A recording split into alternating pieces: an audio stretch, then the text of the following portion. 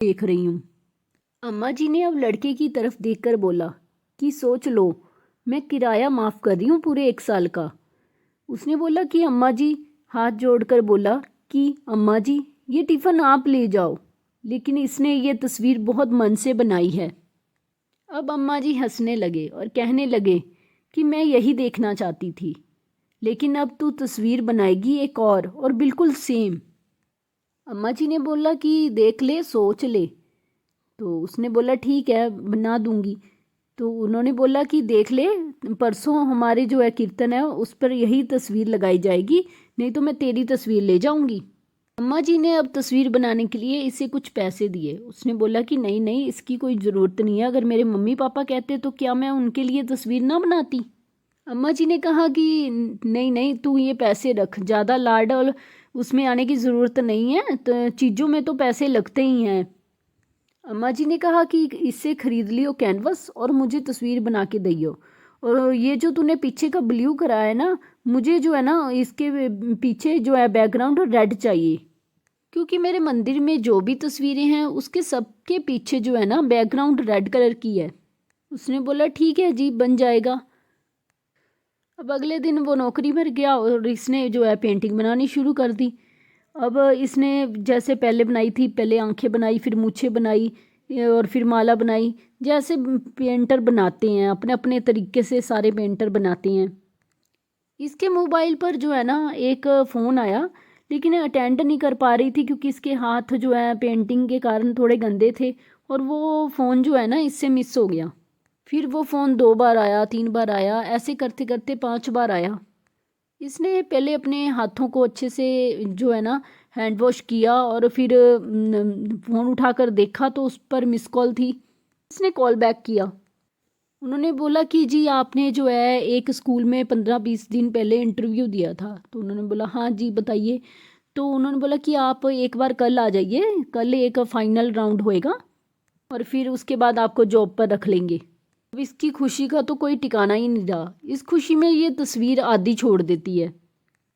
तो ये बाज़ार जाती है और वहाँ से एक पेस्ट्री का डिब्बा खरीदती है और अपने घर वाले को फ़ोन कर कर बोलती है कि आप जब आज घर आओगे ना तो आज आपको पेस्ट्री जो है ना मैं खिलाऊंगी। उसने बोला कि अरे तुम्हारे साथ क्या चमत्कार हुआ, बताओ ना। उन्होंने बोला नहीं नहीं, जब आप घर आओगे तभी मैं आपको बताऊंगी। अब इसके पति ने कहा नहीं भाई, बहुत बड़ा सरप्राइज़ होएगा, तुम तो मुझे अभी बताओ।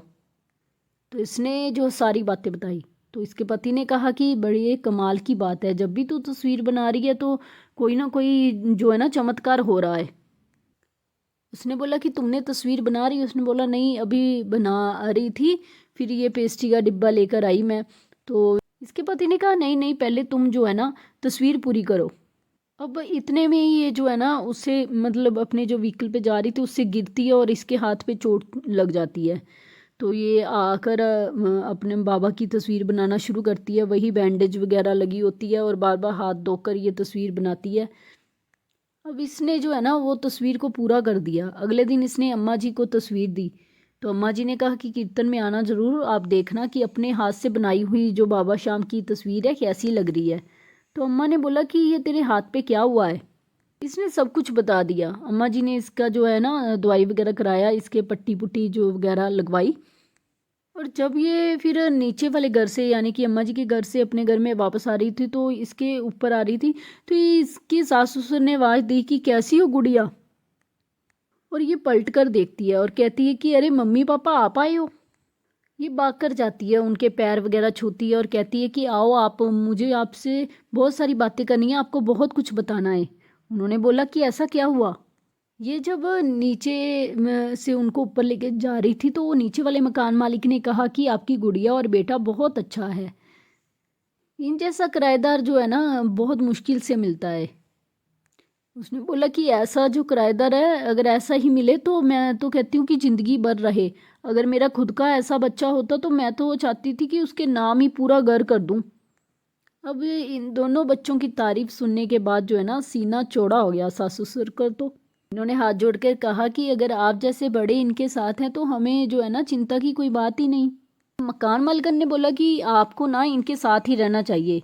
मुझे जो है ना गलती है तो माफ़ी करना है, मैं ऐसा बोल रही हूँ, लेकिन आपको जो है ना इनके साथ ही रहना चाहिए। और ये तो कैसी इतनी अच्छी पेंटिंग करती है कि अंदर गई फटाफट से बाबा श्याम की जो तस्वीर है वो लाकर दिखाती है और कहती है कि ये देखो आपकी गुड़िया तो बहुत अच्छी पेंटिंग करती है। उन दोनों ने हाथ जोड़े और जय श्री श्याम बोला।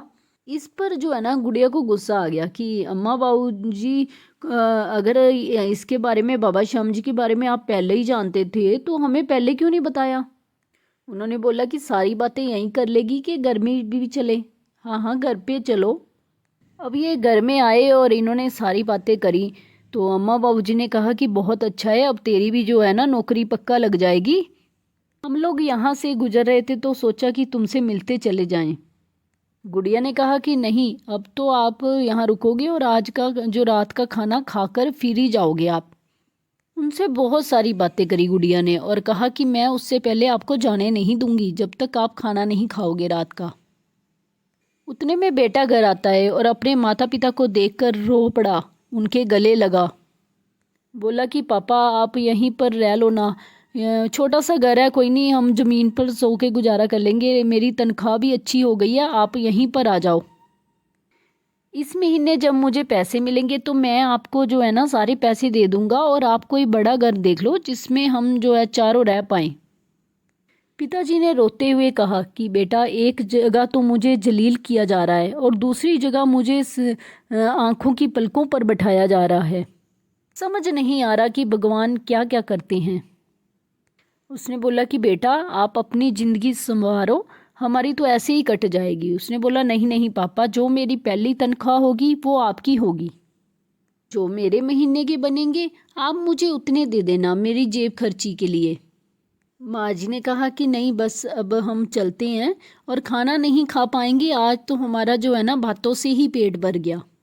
अब इन्होंने खाना नहीं खाया और ये घर चले गए। अगले दिन गुड़िया का इंटरव्यू था, वहाँ गई और उन्होंने पूछा कि ये आपके हाथों पर क्या हुआ है। अब उन्होंने इसका इंटरव्यू लिया और इसे बोला कि आप बाहर बैठो, 15 मिनट में हम तुम्हें बताते हैं। तो उसको बाद में बताया कि जो है ना हमारी 5 लोगों की टीम थी, उसमें से 3 लोग जो है ना वो मना कर रहे हैं, तो अगर आप आधे पैसों पर काम करोगे तो हम आपको ये जॉब दे देंगे। तो गुड़िया ने जो है ना मना कर दिया और घर आ गई। घर आकर इसने सोचा कि जब मैं बाबा श्याम जी की तस्वीर बनाती हूँ तभी कुछ न कुछ चमत्कार होता है। अब जैसे ही गुड़िया ने जो है ना बाबा श्याम जी की तस्वीर बनानी स्टार्ट करी, उतने में इसको वहाँ से फ़ोन आ गया कि हम आपको जो है ना हायर कर रहे हैं, अब आपको जो है जॉब पर आना है। तो इसने बाबा श्याम जी को बोला कि बाबा श्याम जी, जब मैं आपकी तस्वीर बनाती हूँ तभी कोई ना कोई चमत्कार हो जाता है। अब गुड़िया को तो यही लग रहा था कि जब भी मैं बाबा श्याम जी की तस्वीर बनाऊंगी तो जो है ना मेरी हर मनोकामना पूरी होती जाएगी। अब इनकी जो है ना धीरे धीरे डिमांड बढ़ती गई और इतना मोटा रजिस्टर है इनके पास जहाँ पर इन्होंने रोज़ एक बाबा श्याम जी की तस्वीर बनाई है। और बाबा श्याम जी की कोई भी तस्वीर खाली नहीं गई। अपने लिए तो छोड़िए, दूसरों के लिए भी इन्होंने मांगना शुरू कर दिया और बाबा ने देना शुरू कर दिया। अब धीरे धीरे इनकी स्थिति बहुत अच्छी हो गई। अब इन्होंने अपना घर भी खरीद लिया। जो बड़ा भाई है वो भी इनका जो है ना मान सम्मान करने लगा। माता पिता के लिए खुला मौका है, वो दोनों में से ही कभी भी किसी के घर भी आकर रह सकते हैं, रुक सकते हैं। बड़े बेटे और बहू की अकल भी बाबा श्याम ने ठीक कर दी और इन्हें जो है ना ये चमत्कार हुए को 7 साल हो गए। बीच में एक बार बाबा श्याम जी के पास आए थे, उसके बाद इनको मौका नहीं लगा। आज के बाबा श्याम जी के चमत्कार की ये कहानी आपको कैसी लगी, हमें कमेंट बॉक्स में जय श्री श्याम लिखकर बताना और हमारी वीडियो को लाइक शेयर ज़रूर करना। अगर चैनल पर पहली बार आए हैं तो चैनल को सब्सक्राइब ज़रूर करना। जय श्री श्याम।